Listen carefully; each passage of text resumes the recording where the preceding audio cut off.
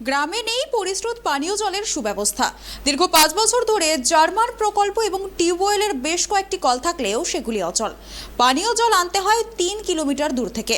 অপরিশ্রুত জল পান করে ডায়রিয়ায় আক্রান্ত গোটা গ্রাম। বোলপুরের শিয়ানমূলক আদিবাসী অধ্যুষিত বেরু গ্রামের ঘটনা। গ্রামের দু একজন নয়, ডায়রিয়া আক্রান্ত আস্ত একটি গ্রাম। বোলপুর সংলগ্ন শিয়ানমূলক আদিবাসী অধ্যুষিত বেরু গ্রামে অসুস্থ গোটা গ্রামবাসী। ডায়রিয়ার প্রকোপে ত্রাহি ত্রাহি রবে আতঙ্কিত এলাকার মানুষ।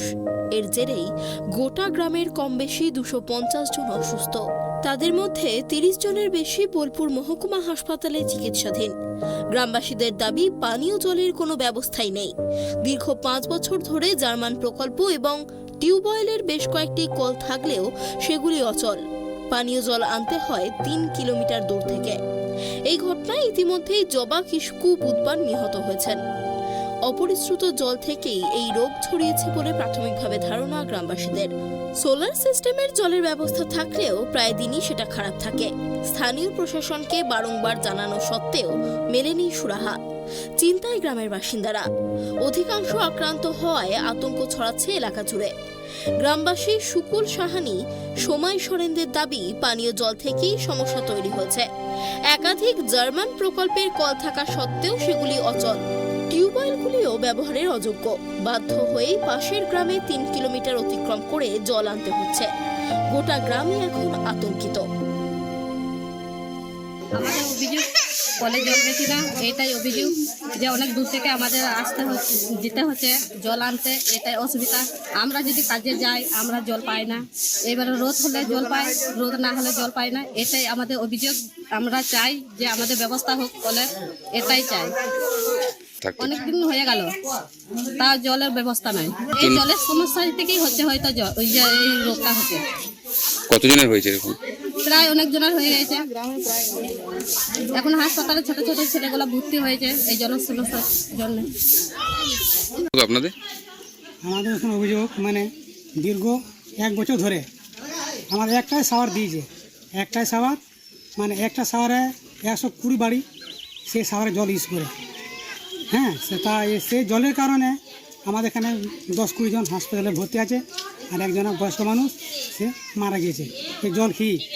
কিন্তু ধরুন এদের সামনে অঙ্গনওয়াড়ি সেন্টারে ছেলেমেয়ে পড়ে, তা ওরাও ধরো জলে যদি কোনো দূষিত হয়ে থাকে তো অতগুলো বাচ্চা ছেলেরা আছে, ওদের জীবনটা কী হতে পারে। এবার আমরা অনেকবার দরখাস্ত দিয়েছি জলের জন্যে। এবার ওরা বলেছে হবে হবে, দেখি। আমার আগে কিছুই ছিল না, এমনি সুস্থই ছিলাম। তা আমার এই অসুখ হওয়ার আগের দিনেও কাজে গিয়েছিলাম। তারপরে কাজে আর কাজ করতে পারি না, এসে বমি আর পায়খানা আরম্ভ হয়ে গেল। দিয়ে ওই হসপিটাল গেলাম। হসপিটাল কোনো কষ্ট করে দিয়ে আজকে ফিরছি 2-3 দিন থেকে। ডাক্তারে কি বললো? ডাক্তারে তো বলছে বমি পায়খানা কিসে থেকে হলো, সেই সব রিপোর্ট আমাকে বললো না। অন্যদিকে অঙ্গনওয়াড়ি কর্মী রীতা কর্মকার জানিয়েছেন, 274 নম্বর কেন্দ্রেও জল না থাকার কারণেই অসুবিধার সম্মুখীন হতে হচ্ছে তাদের। পাশের গ্রাম থেকে জল নিয়ে আসতে হয়। গ্রামে প্রায়ই এখন ডায়রিয়ায় আক্রান্ত হন মানুষজন। এখানে সমস্যা হচ্ছে জলের। বছর যাবৎ হলো, কিন্তু সেন্টারে তো ব্যক্তিগত কল নেই। আমাকে 10 মাইল দূর থেকে জল এনে বাচ্চাদের খাবার তৈরি করতে হয়। এবার জলের জন্য এত ডায়রিয়া হয়েছে গ্রামে, আমার তো খাবার করতেই ভয় লাগছে। তা জলের কি কোনো ব্যবস্থা হবে না?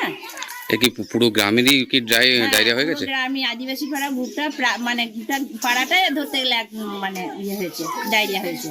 এই যে এখানে জার্মান প্রকল্প দেখলাম, এটা কি জার্মান প্রকল্প দেখছেন? কিন্তু 1 বছর কি 7 বছর হলো জার্মান প্রকল্প বন্ধ আছে। তারপর থেকে আর কোনো করলেন? কোনো মানে সুরা হয়নি। তাহলে এখন বর্তমানে জল আসছে কোথা থেকে? ওই তো আমাকে আনতে হয় অনেক দূর থেকে। জলের কোনো ব্যবস্থা নেই? না, সেন্টারে তো ব্যক্তিগত কল নেই। আমাকে আদিবাসী পাড়া কলে জল থেকেই রান্না করতে হয়। আপনি কি জানিয়েছিলেন আপনার উপর? হ্যাঁ, জানিয়েছি। পঞ্চায়েতে প্রতি মাসে রিপোর্ট যায় যে আমাদের সেন্টারে কোনো কল জলের ব্যবস্থা নেই। কি জানাচ্ছে তারা? হবে দীর্ঘ 5-6 বছর হয়ে গেল এখনো পর্যন্ত না কোনো জলের ব্যবস্থা নেই। এবার আপনি তো দেখতেই পাচ্ছেন যে আমার সেন্টারে ব্যক্তিগত কোনো কল নেই। তাহলে বাচ্চাদের যদি এখান সেখান জল এনে খাবার করি, যদি কোনো অসুবিধা হয় তখন তো আমাকে দোষ হবে। বৃহস্পতিবার সকালের পর থেকে ক্রমশ গ্রামে ডায়রিয়ার প্রকোপ বাড়তে থাকে। বমি, মাথা ব্যথা, আবার পেট ব্যথার সঙ্গে ঘন ঘন পায়খানা। গোটা গ্রামের অবস্থা ঠিক এতটাই ভয়ঙ্কর। প্রায় গ্রামের বেশিরভাগ বাসিন্দারা আক্রান্ত ডায়রিয়ায়। চিকিৎসা চললেও বেলা বাড়ার সঙ্গে সঙ্গেই রাত্রি পর্যন্ত আরও আক্রান্তের সংবাদ আসতে থাকে। বীরভূম থেকে জয়ন্ত দাসের রিপোর্ট, ট্রাইব টিভি।